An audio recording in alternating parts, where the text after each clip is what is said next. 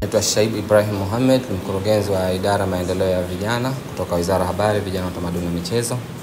Tumekuja hapa kutembelea vijana wetu wa PDS ikiwa kama ni miongoni mwa ziara mbalimbali ambazo tunazifanya katika kuangalia maendeleo ya vijana wa Zanzibar.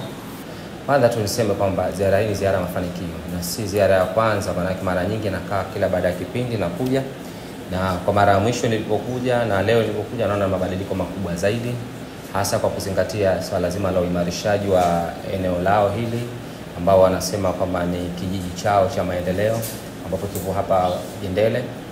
Ukiangalia maendeleo makubwa yameshapatikana. Mwanzo nilipokuja kulikuwa na majengo machache, lakini leo kila ukija majengo yameongezeka.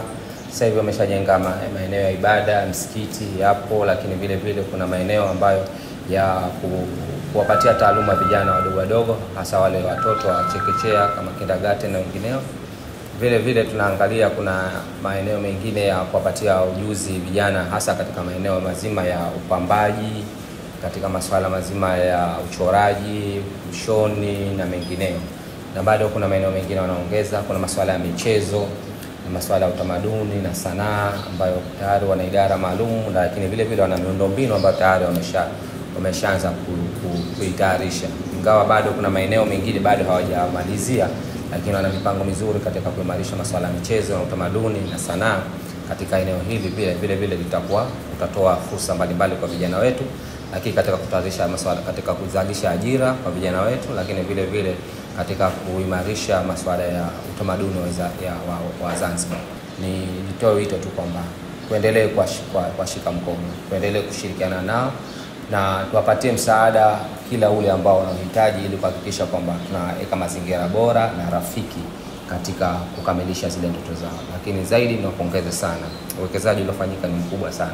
Mimi mwenyewe kama mkurugenzi basi umeniimpressed sana, na niseme tu kwamba bado tutaendelea kushirikiana, na nimejaribu kuwapatia baadhi ya ushauri na maelekezo kuweza kuyatekeleza ili kuhakikisha kwamba wanafikia lile lengo. Kwa hiyo na taasisi nyingine zinazohusika katika eneo hili basi waje watembelee vijana hawa na wao pia kuweza kuwapatia baadhi ya miongozo, na sababu kutoa miongozo kwetu na ushauri maana yake wanasaidia na wao kuweza kufika mbele zaidi. Lakini na zaidi nimejaribu kuwapatia ushauri katika swala zima la kuendeleza kielimu hasa katika sekta ya michezo, burudani, sanaa, masuala ya sababu atakuwa na kituo cha orphanage, kituo cha watoto mayatima. Basi vile vile hapa pia wanahitaji wapate taaluma ili kuweza kusimamia vizuri eneo hilo, lakini kuna maeneo ambayo tayari watakuwa na walimu ambao masuala ya Kifaransa, Kiingereza, kompyuta, lakini vile vile na masuala ya ujuzi. Mote humo tuwazidi kuimarisha, kuwajengea uwezo ili kuhakikisha wanafanya kazi yao kwa ufanisi na waweze kuleta tija ile ambayo inakusudiwa, sababu majengo ni kitu cha kwanza, lakini huduma ni kitu cha pili. Na hasa nimewasisitiza kwamba wahakikishe kwamba wanatoa huduma ambayo ni nzuri, ili mwanajamii yote anayekuja hapa au kijana yote anayekuja hapa basi akirudi mitaani aseme kwamba PDS imenisaidia, na hatimaye vijana wengine waweze kuja kwa wingi. Naamini kwa eneo huku la kusini, maana yake hichi kituo kitakuwa ni mkombozi mkubwa sana kwa vijana wetu, lakini na kwa jamii ya mkoa wa Kusini, kwa sababu vituo vingi na huduma nyingi ziko maeneo ya mjini, lakini hichi ni kituo cha mfano katika eneo la mkoa wa Kusini. Kwa hiyo tukitumia kusema kweli, swala zima la kupata elimu ni kitu kimoja, lakini ujuzi ni kitu cha pili.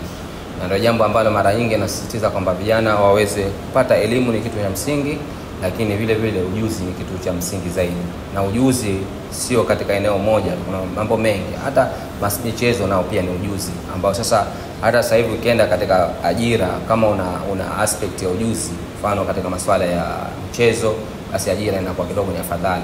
Kama pengine una degree yako lakini pengine ni fundi wa umeme, basi inakuwa ni afadhali. Una degree yako lakini mshoni pia ni kitu. Kwa hivyo swala la uwekezaji katika swala zima la kuwapatia ujuzi vijana wetu, regardless kwamba mtu kafika elimu gani, degree, diploma, hiyo yote ni elimu, lakini cha msingi ujuzi ndio kitu ambacho cha msingi. Kwa hivyo mimi naunga mkono ili maelekezo na ushauri ambao alitoa Mheshimiwa Waziri Mkuu kwa kuwekeza kwa vijana wetu hawa. Na hii ni mfano mdogo, sababu kimwangalia hata mwenyewe Abdalla, yeye mwenyewe amemaliza chuo degree yake, lakini mwenyewe hajajikita katika swala zima la kusema ajiriwe.